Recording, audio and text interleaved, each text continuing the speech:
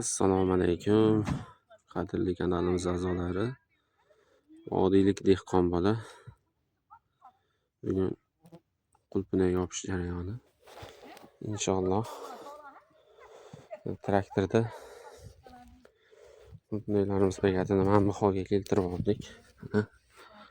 Ko'rishlaring mumkin. Qulpinlarimiz ichiga ozgina chesnok ham qo'shib ekkanmiz.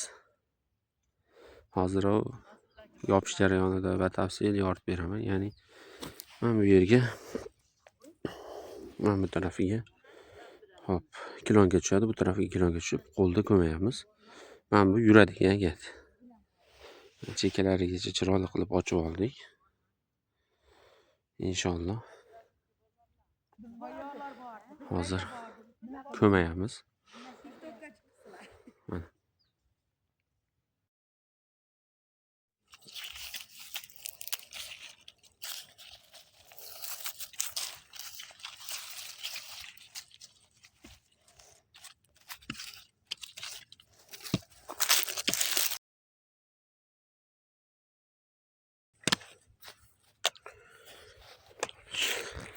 qulpinayda agatiga mana yunglarni sop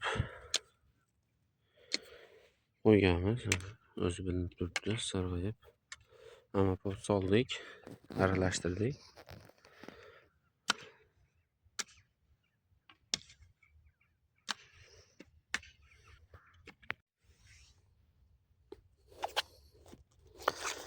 Qadrli do'stlar, mana shu tarzda chesnogimizni chiqarib chiqyapmiz. Mana ketma-ket rad askarlarga o'xshab chiqyapti. Bu yil ozgina kech qoldik. Qulpinayimizni yopish jarayoniga mana ko'ryapsizlar. Inshaalloh chesnoklarimiz o'sib rivojlanib olgan, tepaga qarab. Endi kilonkani yopgan bilan uni chiqarishga majbur bo'lyapman, chunki mana bunaqa holat mana. Kilonkani hozir yopdim.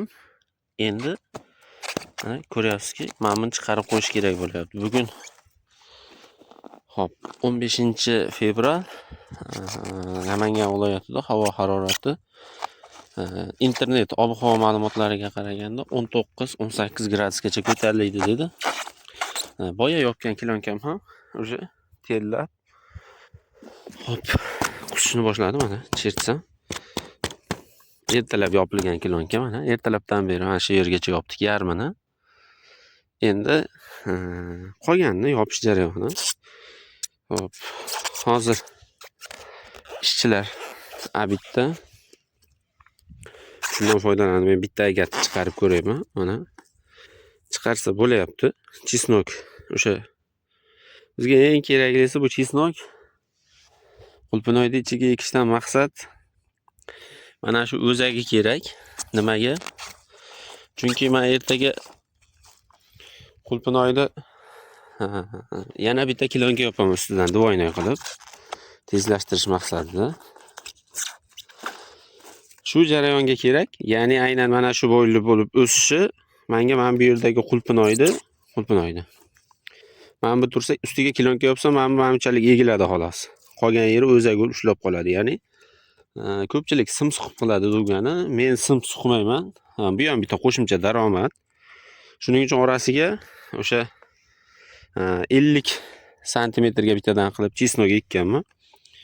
Ushbu chesnoklar menga o'sha sim vazifasini bajarib beradi. Ham o'sha usti egilish natijasida ko'p palakka emas, tagiga ishlov berilganligi uchun menga ko'proq natija beryapti. Ya'ni yirikligi ham joyida bo'lyapti. Ham orasi uzoqligiga ham pastidagi hosili ham normal.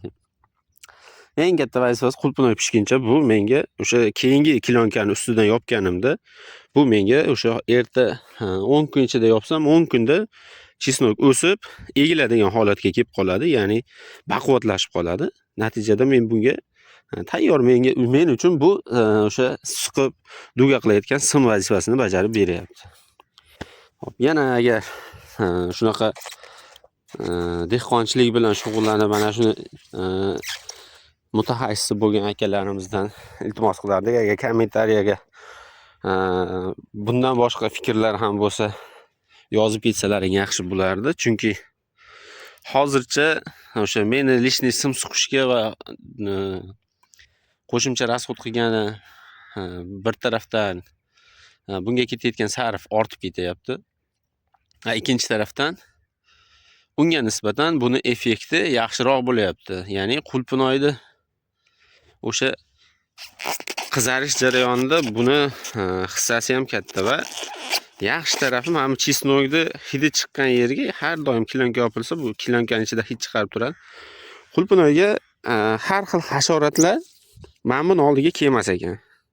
Yaxshiligi mana bularga haligi qo'shimcha ximika dori ishlatmaslikda ham bitta yo'li topildi.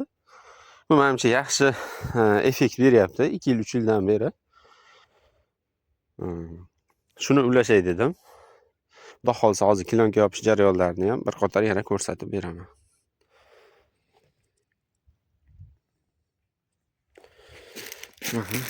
Kilonkani ayga-bayga zama qo'yib ketyapmiz. Sekin odamlar bilan. Narigi tarafda qo'shimcha hasharchi odamlarimiz. Ular sidirib ko'mib kelishyapti. Bu ishni texnikada qilsa bo'ladi. O'tgan yili traktorda qilgandim. Traktor ozgina loyligi uchun effekti yaxshi chiqmadi.